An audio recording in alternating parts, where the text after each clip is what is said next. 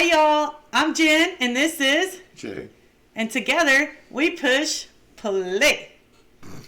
You missed. Anyways, today we are doing another MrBallen's videos and today's title is Top 3 Photos with Disturbing Backstories. Part number 22. If you like reaction channels, you're gonna love ours. And if you love this video, please give us a thumbs up at the end and make sure you hit that subscribe button. It's free to you and it helps us out. Let's get started. Today, I'm going to share 3 progressively more disturbing stories, and at the end of each of them, I'm going to share the photo that is famously associated with them. But before we get into today's stories, if you're a fan of the strange, dark, and mysterious delivered in story format, then you've come to the right place because that's all we do, and we upload 2 or 3 times every week. So if that's of interest to you, please become a surgeon at the hospital located closest to where the like button lives, and then eventually, when the like button goes in for very minor outpatient surgery, accidentally perform a craniectomy on them. Also, please subscribe to our channel and turn on all notifications so you don't miss any of our weekly uploads. All right, let's get into today's stories.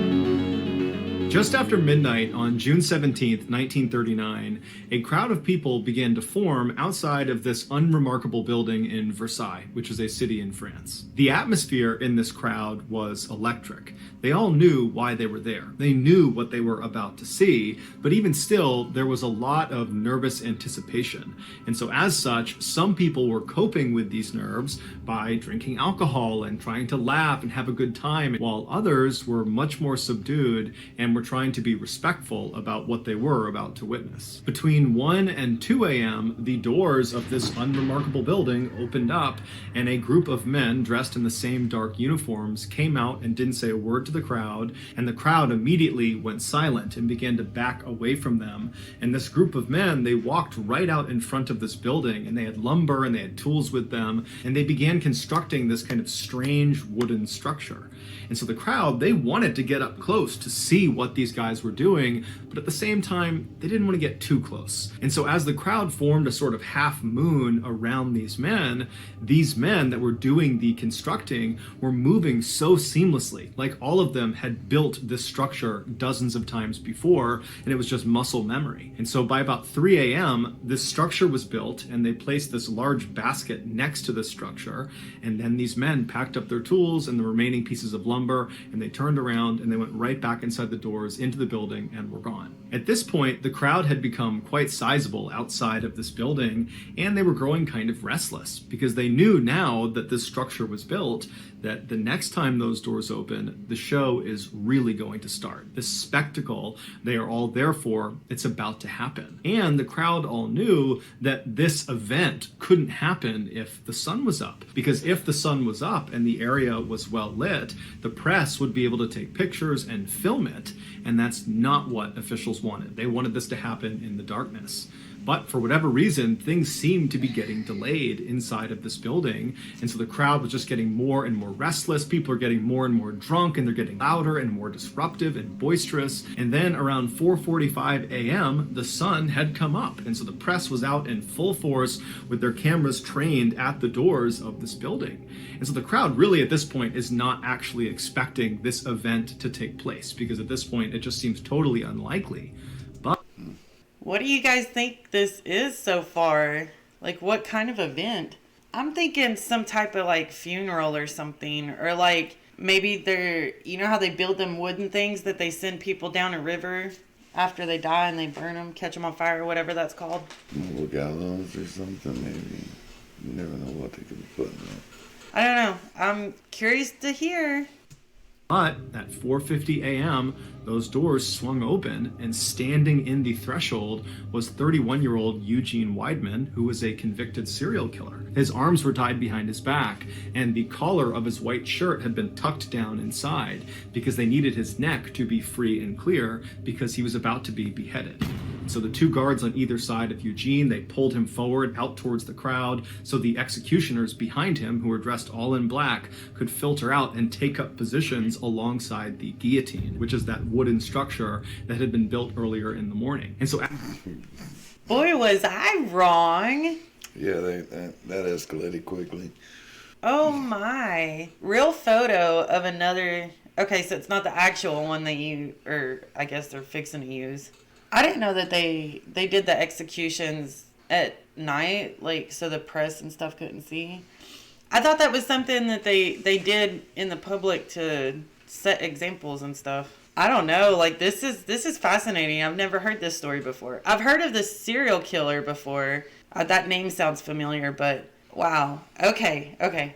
As Eugene is being brought out towards the crowd and everything is getting set up for his execution, the crowd went wild. They were shrieking and howling and laughing and pointing and booing and just generally being completely rambunctious and totally bloodthirsty. Eugene kept his head down. He did not want to look at the crowd and he did not want to look at the guillotine. And so eventually the two guards turned him and walked him directly towards the base of the guillotine, at which point the executioners that had taken up their positions around this device, they grabbed him and slid him forward so he was on his stomach on top of this wooden platform, the guillotine, and they slid him forward until his head poked through this opening at the very far end, at which point his neck was positioned right under this huge blade that was dangling right above him. Yeah. Look, that's giving me chills, you guys. Like, People are cruel, yeah. oh. But I don't think I would have been the type of person to go out and witness this. Unless he killed one of my family members or something. it was a serial killer, so it wasn't he? Yeah, and So everybody's probably happy. I don't know that I'd want to be there in person to witness this event. I don't know. That'd be messy. I don't want to see it either. Yeah. And his head was positioned over a metal bucket on the ground, which he would be looking directly at. At this point, the crowd was at a fever pitch, and one of the executioners pulled a lever. The blade came soaring down, and it removed his head. His head fell into the bin, and the executioners pushed his torso into the basket that had been placed out there earlier. And then the executioners and the prison guards, they gathered up Eugene's body parts and went right back inside of the building, which was a prison. At this point, the crowd was cheering and going wild, and they ran up and began dabbing their scarves and their handkerchiefs in Eugene's blood, which was on the ground, as a sort of souvenir from having been at this execution. And of course, because the sun had been out for this entire spectacle, all of this had been captured on film. And so later that day, and for the next couple of days, the headlines all over France were about this bloodthirsty crowd that was cheering as this man was beheaded, and it just overall made France look really, really bad. And so French leaders decided that from that point forward, they could no longer do any more public executions. So the guillotine would continue to get used for decades beyond this point, but it was all behind closed doors. Also, random fact about being beheaded by a guillotine: your head, after it's been separated from your body, stays conscious for about 10 to 12 seconds, so they say. I've heard that before. Like, I've heard they've done experiments where before someone gets beheaded, they have them blink so many times after. I don't remember where I got that information from, but I do remember watching something like on National Geographic or Discovery or something. There was this person doing a study, and they counted how many times someone blinked after they got beheaded. It was crazy. It was something like 8 to 16 seconds or 16 times. I know it's kind of morbid, but Who in the hell, how in the hell is he getting the people to do this? The people are just like, cut my head off, see how many times I blink after you do it. I don't remember the context of it, because I remember thinking the same thing, like, how do you get people to volunteer to get their head cut off? But I don't think they were volunteers. I just think that they agreed to blink afterwards. I don't remember the context. If any of you guys know, let us know down below, because I do remember hearing that story. So that's not the craziest thing I've heard tonight. The craziest thing I've heard was the people running up to get their scarves and stuff with his blood. Like, why would a human being even want to do that? Like, Sick people out there. that's crazy, y'all. That is just crazy. Okay. And apparently there's been lots of cases where the executioner, after the condemned has had their head removed, will yell the name of the person who has just had their head removed, and that person's head will look over at the person calling to them and will blink or try to mouth words for several seconds before the lack of oxygen kills the brain and then the head is no longer conscious. Here are some of the more notable pictures that were used in the media from Eugene Weidmann's execution.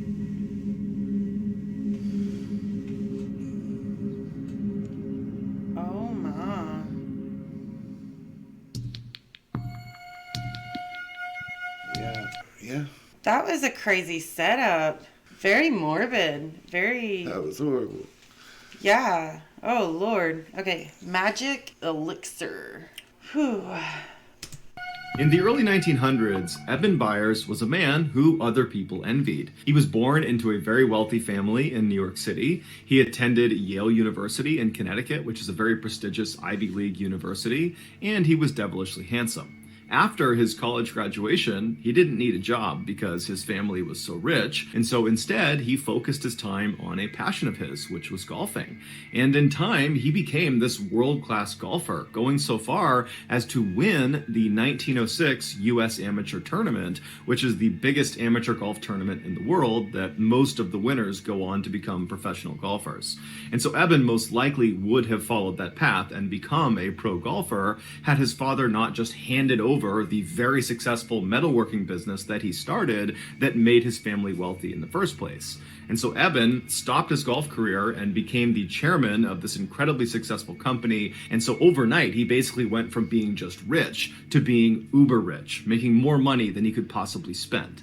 But Eben did attempt to spend his money. He pretty much immediately began buying up luxury properties all over the country. He bought horse racing stables in the United Kingdom and in America, and he bought an entire luxury box at Forbes Field, which is where the Pittsburgh Pirates professional baseball team used to play. And so in addition to owning all these incredible things, Eben also, through his role as chairman of this company, began connecting with and befriending very powerful and influential people like the founders and executives at the Coca-Cola Company. And so all in all, Eben's life was really going quite well until 1927. That year, Eben was 47 years old, and he took some time off from gallivanting around the world and rubbing shoulders with famous people to go catch a football game at his alma mater at Yale University. So he hops on a train, he rides to Connecticut, he watches this game, and then afterwards he gets back on the train to head back to Pittsburgh. And this is a very long ride. It's over 12 hours long. And so Eben naturally bought a first-class ticket, and so he was inside of a train car that had bunk beds for passengers to sleep on during the ride. And so Eben climbed into a top bunk and he fell asleep. A few hours later, after the train is well on its way to Pittsburgh, Eben, in his sleep, manages to roll to the side of the bed and actually falls out of his bed onto the ground.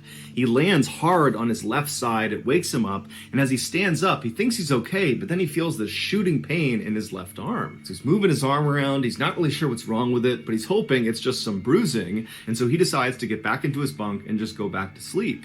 And so he manages to fall asleep despite the pain, and then when they roll into the station in Pittsburgh several hours later, he wakes up and right away he feels that pain in his left arm. And so after getting off the train and going back to his house and dropping off his luggage, he went right to his physical therapist's office to ask him if there was anything he could do to help with the pain in his arm. And so the physical therapist examines Eben's shoulder and determines that, there's no structural damage to his arm, but obviously Eben is in pain. And so he says, look, there's a new product that came online that's quite expensive, but since you're a man of means, maybe it's something you want to consider. It's called Radithor, and it's supposed to dull aches and pains, and it's supposed to give you this huge boost of energy.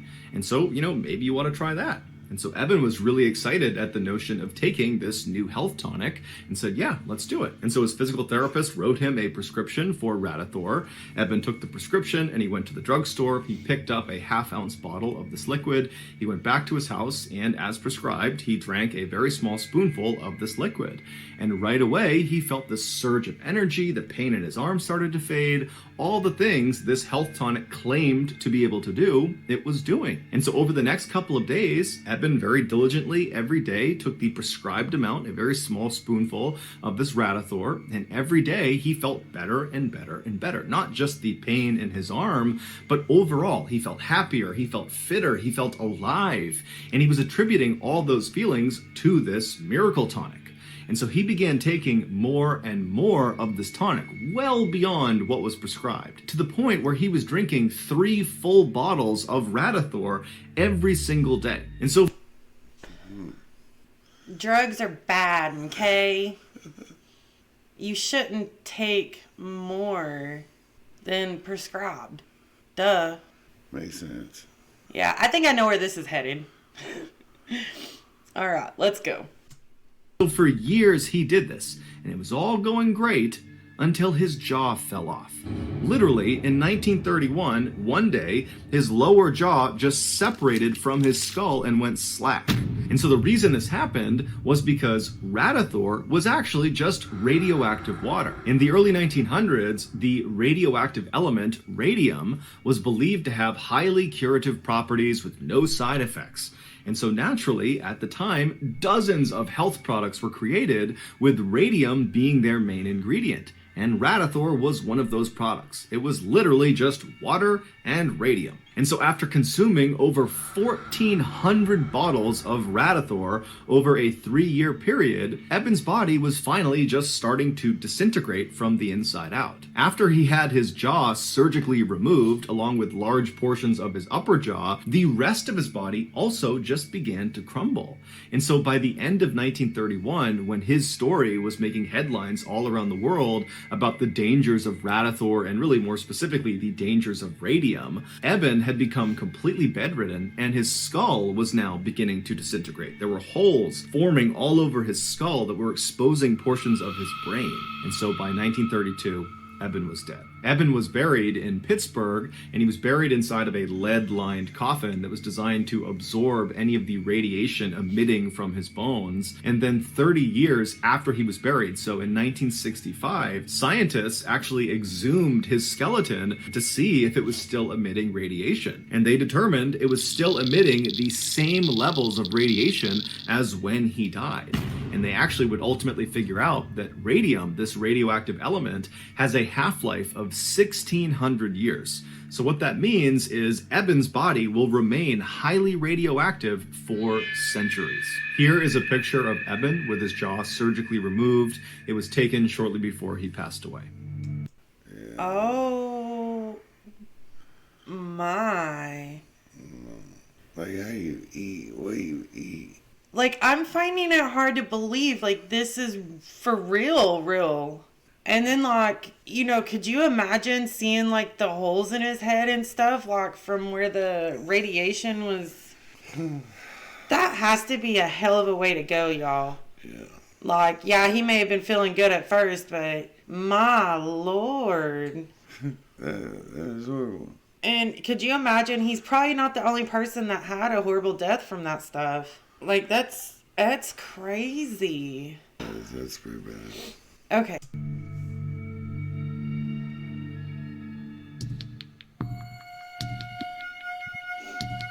There is still some debate about what exactly happened in this story that I'm about to share with you. And so for transparency, in this video, I am going to rely on the narrative that was presented in court by the defendant. And so with that in mind, here we go. On the afternoon of December 3rd, 2012, a freelance photographer working for the New York Post newspaper named Umar Abbasi was walking down the stairs of the 49th Street subway station in New York City. This very busy station is located only a few blocks away from the very famous Times Square. And so after Umar made his way down to this underground subway station, he walked over to one of the big automated kiosks that looks like an ATM, and he purchased a subway ticket. And then with his ticket, he walked walked over to the turnstiles. He slid his ticket through the slot, pushed past the turnstiles, and was now standing out on the actual train platform. And from where Umar was standing, this platform basically was like a huge sidewalk that stretched all the way to his right a couple hundred feet and all the way to his left a couple hundred feet. And in front of this platform were the actual tracks down below, because the train, when it came out of the tunnel, it would actually come right up alongside this platform with almost no clearance between the platform and the train. As such, the leading edge of the platform, basically the lip of the train platform that's closest to the train tracks, has this big yellow line painted all across it to keep commuters from standing too close to the edge, because if the train came through, they could actually get hit by the train. And so as Umar is standing on this platform and he's looking left and right, it's totally crowded with people, and they're all kind of tucked back against the wall away from this yellow line. And so Umar decides he's going to turn right and wait at the right end of the platform, just because he saw down at the far end there appeared to be a gap in people, and he figured he could stand right there. And so Umar begins navigating past all of these people on the right side of the platform, and for the most part, everyone he is passing either has their head buried in their phone, or they're listening to music, or both. Because the thing about riding trains, especially trains in busy cities, is none of the commuters want to talk to anybody else. They want to be completely left alone. And so as Umar is walking, everyone was basically doing that. But at some point, he did pass two people that were engaged in a pretty heated conversation. Umar had no idea what they were arguing about, or if they were even arguing at all. He didn't know who these people were, but he took mental note of the fact that two men were kind of bickering with each other. And so he walked past them, didn't give it much of a second thought, and he arrived at a gap in the gaggle of people waiting for the train. And there he just stood well back of the yellow line, where he pulled out his camera and began clicking through the images he had taken earlier in the day at an earlier photo shoot. And so as he's clicking through these pictures, he starts to notice that those two men who had been bickering before are now straight up yelling at each other. They're screaming obscenities at each other. It's not clear who's fighting about what or who was the aggressor, but it's very obvious that at this point they're fighting. And so Umar looked away from his camera and looked left down the platform towards these two guys. And so these two guys are about 100 to 125 feet away from him, and all the people that were standing in the vicinity of these two men are beginning to migrate away from them. They just don't want anything to do with them, because the thing about being in subways, especially in cities like New York, is there's lots of people that go down into these train stations that are inebriated or mentally unstable. Golly, look how crowded that photo is. Yeah, it's crazy. They say that the people up there don't like to talk to each other in transit. It's like completely opposite down here. Yeah, like down here where we're from, people are just, we're friendly. Like we got that southern hospitality from here. Like I've lived in California, and I've lived in a few places, and it's nothing like home. It's nothing like it. I've never been to New York that I can remember. But did we ever? I think we drove through New York. Yeah, we did. We did go upstate. Yeah, that's crazy. And then, like, I couldn't imagine if I was standing there, like, watching these people fight down the way, you know? I mean, how could, if he was 125, looking at this picture, if he was 125 feet away from people, like, how did he even see them? Something you know? Well, that crowded, that's like 10 stories away, you think. 10 feet a story, like, something. But, yeah, all the people that's involved, too, though. Yeah, I don't know. Okay, but he did say, keep in mind, he's going off the defendant. So we got to keep that in mind. Not the plaintiff, the defendant story. Let's go. And so very strange and bad behavior is just kind of a normal thing, and people tend to just kind of ignore it. And so that's what's happening. People are kind of walking away from these two fighting men, doing their best to pretend it's not happening. And so Umar spent a couple more seconds staring down the platform at these two men, but eventually just shrugged and thought, you know what, whatever problems they have, they're not mine. And so Umar went back to his camera and continued to click through his pictures, when all of a sudden he hears a scream coming from the left side of the platform. But it was not a scream that sounded like it came from either of these two men. And so Umar looked up from his camera and looked left down the platform, and now he just sees chaos. It's people running away from these two men. People are running to get away from whatever is happening around them. And so Umar's thinking these men must have come to blows, and they're now fighting actively, physically with each other. But when finally the crowd kind of cleared for a second, he saw a woman pointing down at the train tracks right in front of where those two men had been standing. And so Umar looks at the woman and he follows follows her finger down onto the tracks, and he sees there is now a man, one of the two men who had been fighting, laying face down on the train tracks. And then, to Umar's horror, he looks up down the tunnel where the train would come out of, and he sees the headlights of the train. It is now coming into the station. And so Umar starts running down the platform to try to get to this man to pull him out of the tracks. And as he's running, he pulls out his camera and he turns the flash on and he holds the shutter down and he aims it at the train conductor to hope the flashing of his camera will alert the train conductor to put on the emergency brake and stop the train before he hits this guy down on the tracks. And so as Umar is running, trying to signal this train conductor, the man down on the tracks tries to stand up, and Umar sees he's really struggling to stand, and when he finally gets up, he turns and he grabs the edge of the platform, and he tries to pull himself up and out of the tracks, but he doesn't have the strength or the coordination, and as Umar is getting closer and closer, but he's still too far away to help, he sees that this guy down on the tracks is not going to be able to get out of there before the train hits him. And so Umar finally comes to a stop and he watches as this man down on the tracks lets go of the lip of this platform and just turns and faces the train like he knows what's about to happen. And then seconds later, the train, although it did try to stop, impacted this man and killed him instantly. The man's name was Kai Suk-han, and he was 58 years old. When the police finally showed up, they arrested the other man who Han had been fighting with. He was a 30-year-old named Naeem Davis, and Davis would actually tell police that he had been fighting with Han and he had pushed him onto the tracks, but it was in self-defense. However, that self-defense story didn't stop him from being charged with murder. While Davis sat in jail waiting for his trial, the media and the public at large had already come to the conclusion that Davis was guilty. And this was due in large part to a particular picture. As Umar was running down the platform, holding up his camera, holding the flash down, trying to flag the train conductor to get him to stop, Umar was also taking dozens and dozens of pictures. And those pictures were of Han right before he was struck by the train. And so after Umar ultimately discovered he had taken these pictures, he gave them to his employer, the New York Post newspaper, and the day after the incident, they ran on the front page a picture of Han right before he's about to be killed with the headline, "Doomed." And so once the public saw this picture,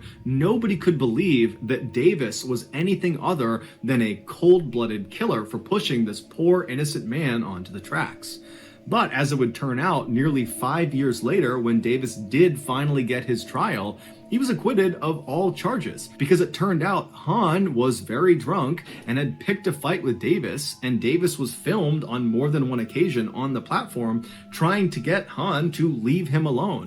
And so finally, after Han began making death threats and then grabbed Davis's shoulder, Davis turned around and pushed him, and Han, being drunk, stumbled and fell backwards onto the tracks and then was ultimately killed. Here is the infamous photo of Han on the cover of the New York Post newspaper.